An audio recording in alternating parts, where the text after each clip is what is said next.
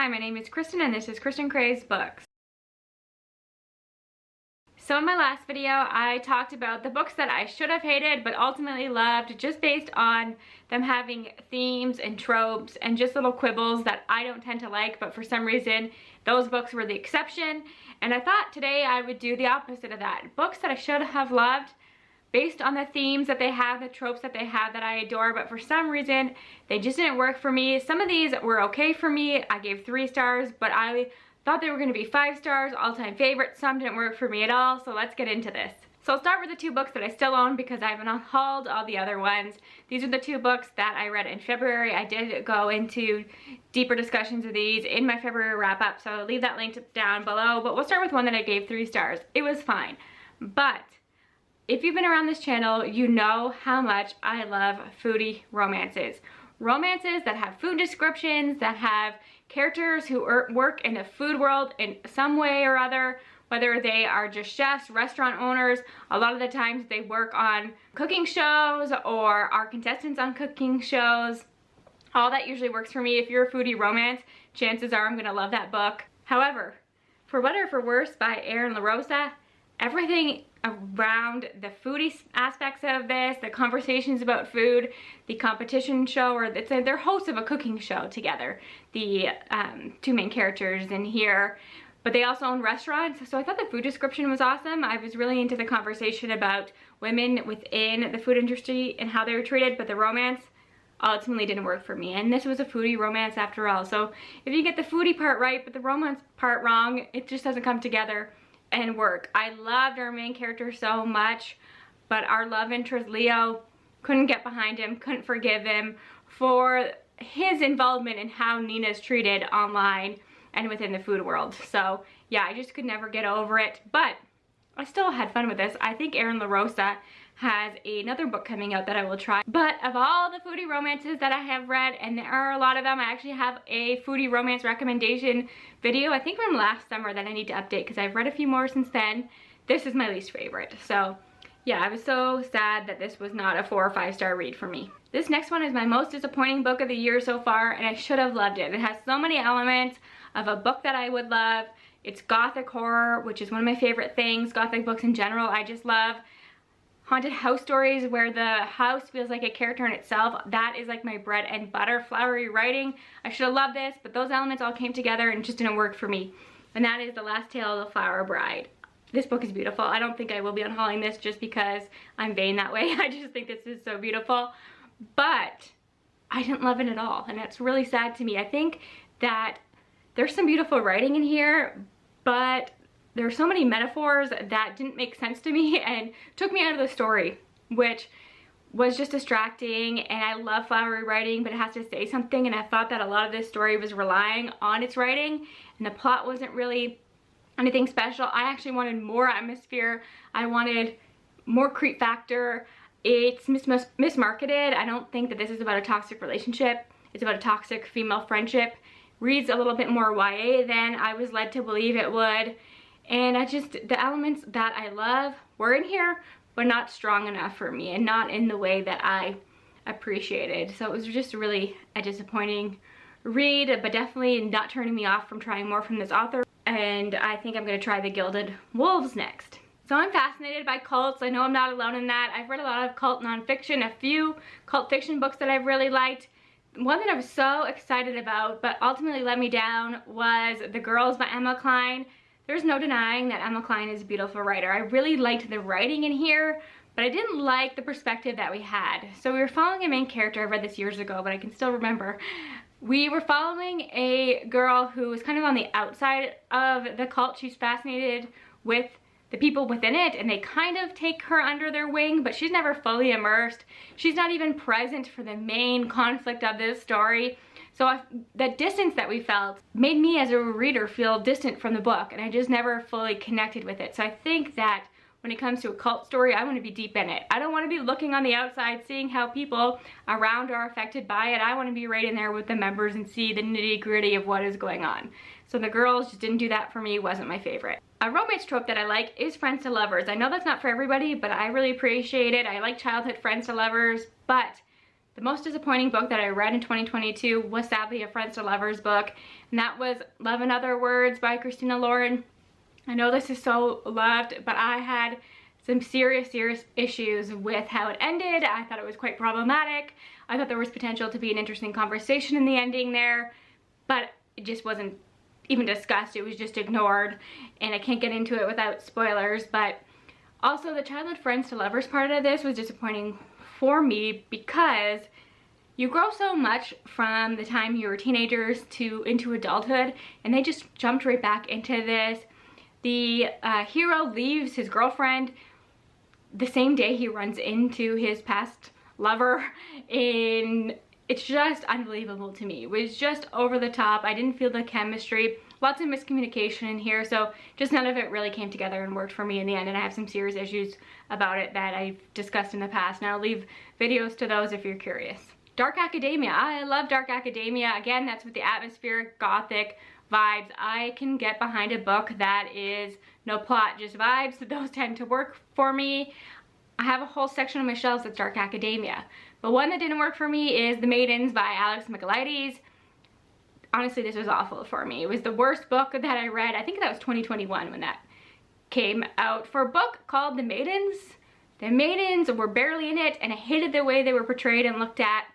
It was so obvious what was going to happen just based on who her main character was, because why was she there otherwise?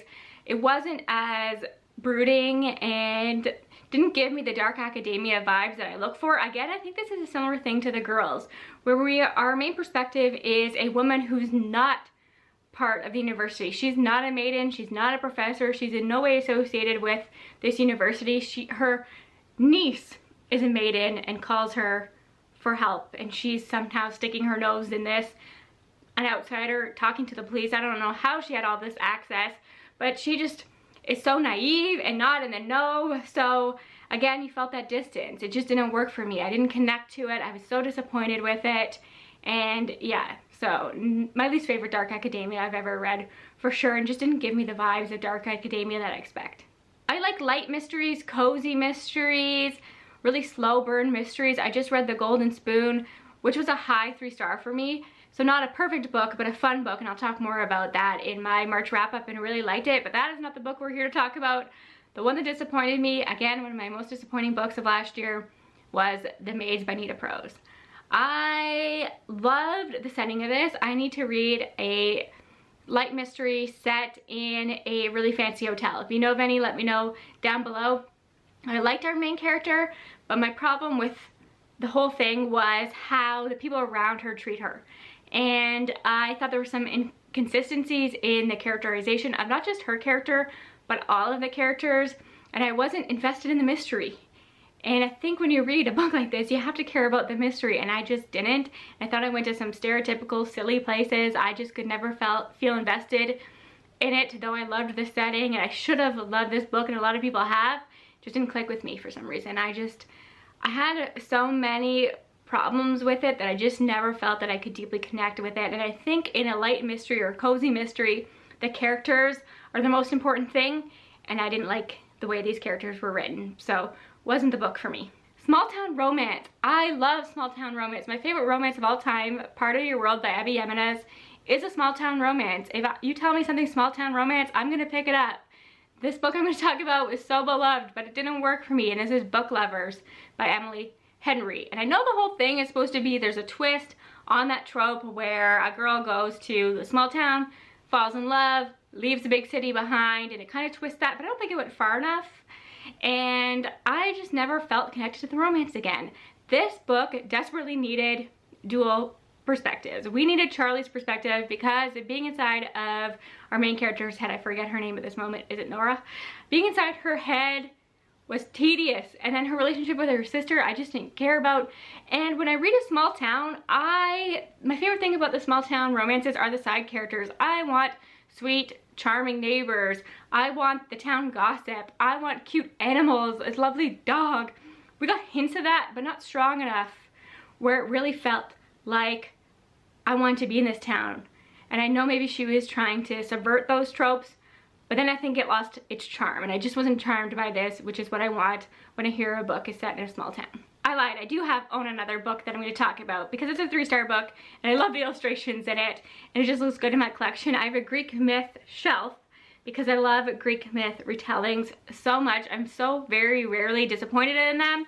But this one, Medusa by Jessie Burton, just wasn't my favorite thing. I don't think it did anything that special with Medusa's story. I do own Stoneblind by Natalie Haynes, which is also a Medusa story that I'm going to get to soon. And by the way, that one was just longlisted for the Women's Prize, which was exciting. But this one was just kind of generic to me. Nothing stood out besides the illustrations. But if you look at it, it's almost written like a children's book. So I think if you go into it with the right expectations, it is enjoyable. But the illustrations are just so cool in here. But just compared to all of the other Greek myth retellings that go really deep and are really truly giving the female characters in the story a voice, I thought that this one was just too simple for me, and I just didn't think that I love Jessie Burton's writing that much. I do want to try something else by her to see, because this is like a really unique story. I don't think this is typically what she writes, but yeah, it just wasn't my favorite though. Look at this book. How could I ever haul it? It's so beautiful. I am not a fan of the original Peter Pan story. Was never into the movie as a kid, but for some reason I really like Peter Pan retellings. I think because Peter Pan is such an interesting character.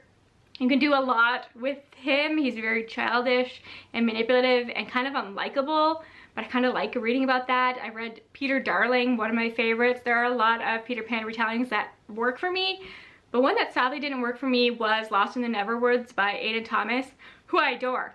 I love Cemetery Boys. One of my favorite books, have it on the shelves, will keep it always. I thought I was going to love Lost in the Neverwoods, but it just didn't work for me. Honestly, I'm trying to think about it now and it's so forgettable. And I read it after Cemetery Boys because it came after Cemetery Boys, but Cemetery Boys, I remember everything. Lost in the Neverwoods does not stand out to me. I was not connected to the romance of it all. It wasn't as creepy as I thought it would be. I don't think I liked that it was set in the real world. I think that I like my Peter Pan retellings to be set in Neverland, which makes sense because it's more fantasy. That way, this one was just a forgettable Peter Pan retelling, which I think is hard to do because Peter Pan is such a memorable character. Bachelor type romances, I love that. If the Shoe Fits by Julie Murphy, one of my favorite romances. I think that is so fun, but one that didn't work for me is One to Watch. I forgot the author right now, but this was really, really popular when it came out and I thought it had so much potential, but I was really let down with it. I didn't care about who she ended up with, though there was some sweet guys in there.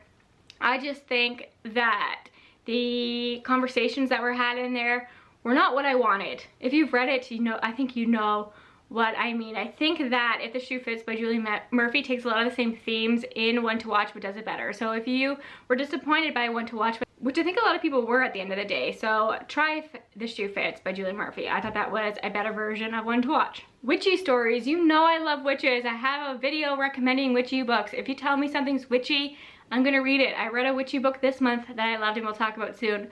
But one that really let me down and people adore it, maybe that's part of it, was The Nature of Witches by Rachel Griffin.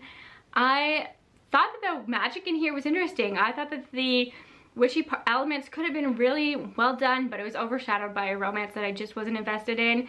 It didn't go as far as I wanted it to go. I thought we'd have a lot of conversations about climate change and the environment, and we touched on those things, but not in a way that felt effective to me personally, and I thought it could really have been special.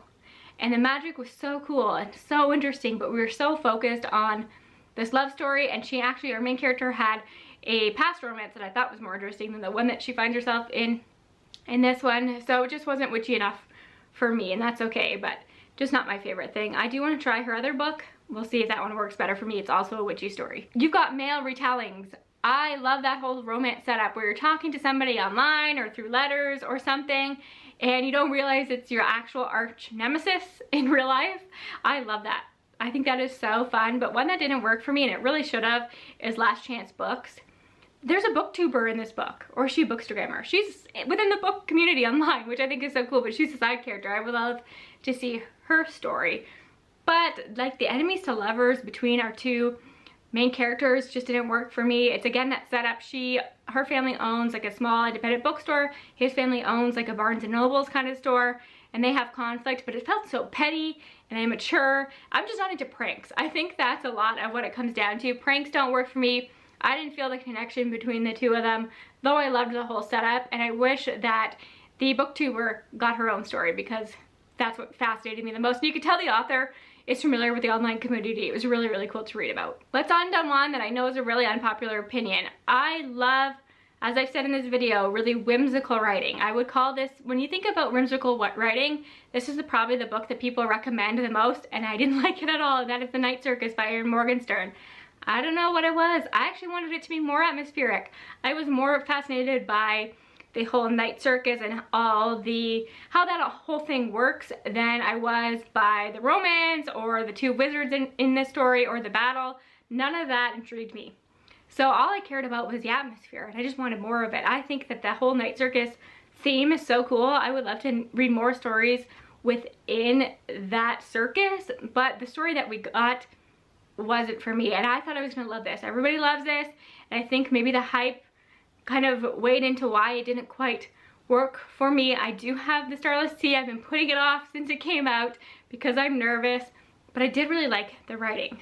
So that is what keeps me holding on to maybe I will like the Starless Sea, but I know that the Night Circus is so loved.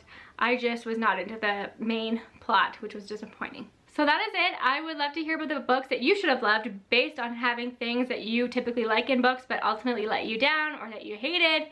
Please tell me in the comments. I would love to discuss.